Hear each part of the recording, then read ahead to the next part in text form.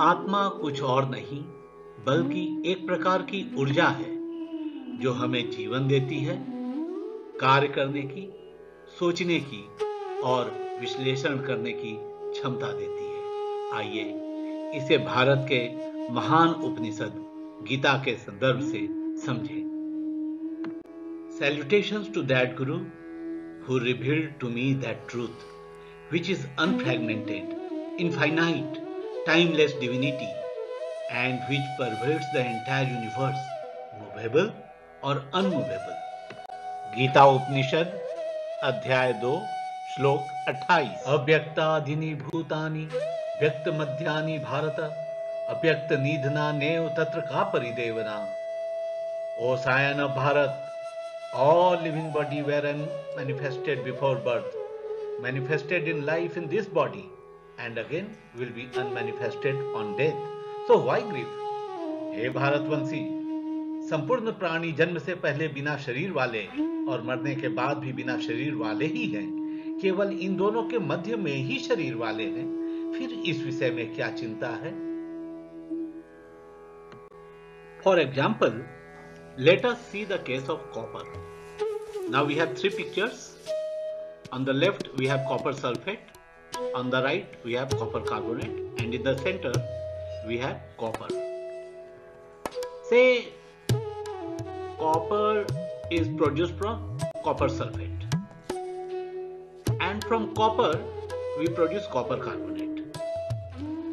The duration of existence of copper starts when it got converted from copper sulfate to copper, and it ended till the moment copper was converted into copper carbonate. So there was certain duration for which copper existed. Before that it did not exist, and later when it is converted to copper carbonate it doesn't exist.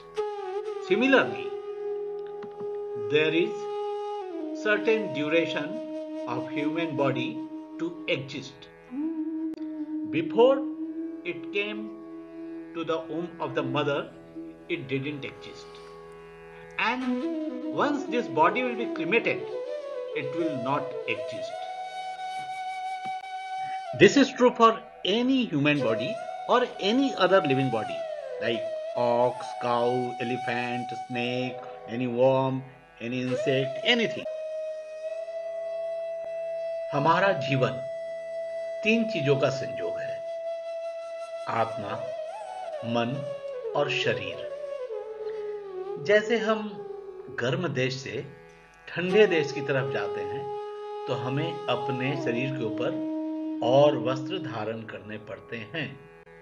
ठीक वैसे ही आत्मा जब ज्यादा चेतन मंडल से कम चेतन मंडल की तरफ बढ़ती है या उतरती है तो उसे अपने ऊपर और वस्त्र धारण करने पड़ते हैं। अब हम चूंकि मृत्यु लोक में रहते हैं, काल के मंडल में रहते हैं, तो यहां आत्मा के ऊपर तीन प्रकार के वस्त्र हैं। जब उसकी चेतनता पे कुछ पर्दा पड़ी तो उसने सबसे पहले कॉजल बॉडी को धारण किया, मतलब कारण शरीर को उसने धारण किया। उसके चेतनता में और कमी आई तो उसने सूक्ष्म शरीर को धारण किया, एस्ट्रल बॉडी। और भी चेतनता में जब कमी आई तो उसने इस भौतिक शरीर को धारण किया, अर्थात फिजिकल बॉडी। अब तीनों शरीर में अंतर क्या है? तो ये हमारा जो भौतिक शरीर है इसे कहते हैं 5 तत्वों से बना हुआ है। क्षिति, जल, पावक, गगन, समीरा, 5 तत्व से बना शरीरा। तो इस फिजिकल बॉडी में 5 एलिमेंट्स के कंसिस्टेंस है। उसी तरह एस्ट्रल बॉडी में 18 एलिमेंट्स के कंसिस्टेंस हो जाते हैं। जब हम ध्यान अभ्यास करते हैं, अपनी चेतनता को जागृति देते हैं, तब हमारी आत्मा जो है इस फिजिकल बॉडी को छोड़कर अपने ऊपर से उतार देती है और अपने एस्ट्रल बॉडी के रूप में अपने एस्ट्रल बॉडी के साथ वो रहना प्रारंभ करती है। तो यहाँ पे कौन कौन से 18 एलिमेंट्स ऑफ कॉन्शसनेस हैं, तो 5 प्रकार के प्राणवायु, 5 प्रकार के ज्ञानेंद्रिया, 5 प्रकार के कर्मेंद्रिया, मन, बुद्धि और अहंकार, ये सब जोड़े तो 18 एलिमेंट्स होते हैं। फिर जब हम अपनी आत्मा को और ज्यादा चेतनता देते हैं, उसके ऊपर से और भी हम पर्दे उतार देते हैं, तब वह फिजिकल बॉडी को उतार देती है, एस्ट्रल बॉडी को उतार के फिर वह कॉजल बॉडी में स्थित हो जाती है। और वहां पर किस प्रकार की कॉन्शसनेस है, तो वह अपने पुराने सभी कर्मों को जानने वाली हो जाती है। इसीलिए उसका नाम कारण पड़ा है, कारण शरीर। कि पिछले जुगों जुगों से हर उस आत्मा के ऊपर कौन कौन से कर्मों के बोझ हैं, कौन से कर्म किस कारण से बने, इस जन्म में उसकी पत्नी जो है वो क्यों उसकी पत्नी बनी, कोई पुत्र बना क्यों पुत्र बना, कोई माता पिता बना क्यों बना, सभी कारणों को वो जानने वाला होता है। ऐसे ज्ञान के लिए अनुभव की आवश्यकता है और अनुभव के लिए प्रयोग की आवश्यकता है। हम अपने शरीर को प्रयोगशाला बनाएं और एक प्रयोग करें। वह प्रयोग है ध्यान अभ्यास का।